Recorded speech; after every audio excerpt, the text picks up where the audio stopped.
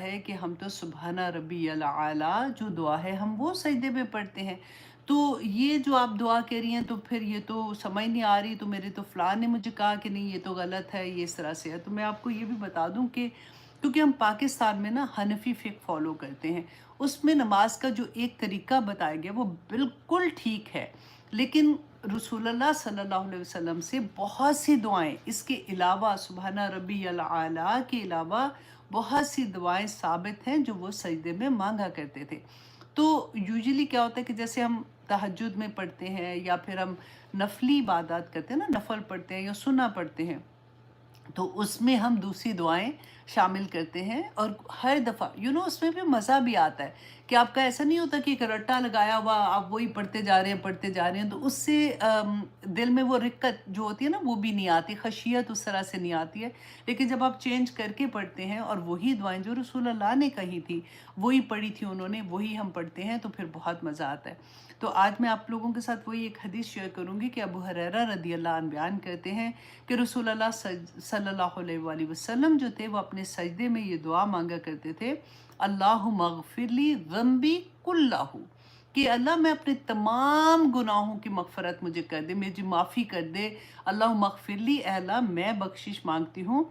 ذنبی کلہ، اپنے تمام گناہوں کی، دقہ و جلہ،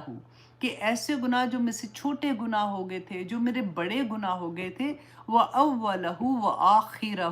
اور اگلے اور پچھلے تمام گناہ، وعلانیتہ وسرہ،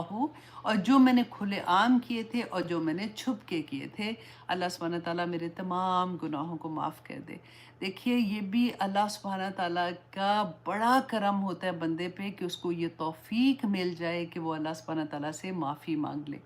کیونکہ بہت سے گناہ، دیکھیں گناہوں کو جیسے ہم نے پڑھا ہے کہ جب ہم وضو کرتے ہیں تو گناہ جھٹ جاتے ہیں، جب ہم عمرے پہ جاتے ہیں، جب ہم روزہ رکھتے ہیں، ہم نے ہر دفعہ میں ہم دیکھتے ہیں کہ پورے دن میں ہم بیسیکلی اسی طرح سے کر رہے ہوتے ہیں، لیکن بہت سے گناہ ایسے ہیں، وہ تو چھوٹے چھوٹے گناہ ہیں نا، جو بڑے گناہ ہوتے ہیں نا وہ معافی کے بغیر جب تک ہم توبہ نہیں کر لیتے وہ معاف نہیں ہوں گے۔ تو اللہ سبحانہ تعالیٰ جس کو یہ توفیق بھی عطا کر دے، کیونکہ بہت سے لوگ ہیں ان کو یہی نہیں پتہ ہوتا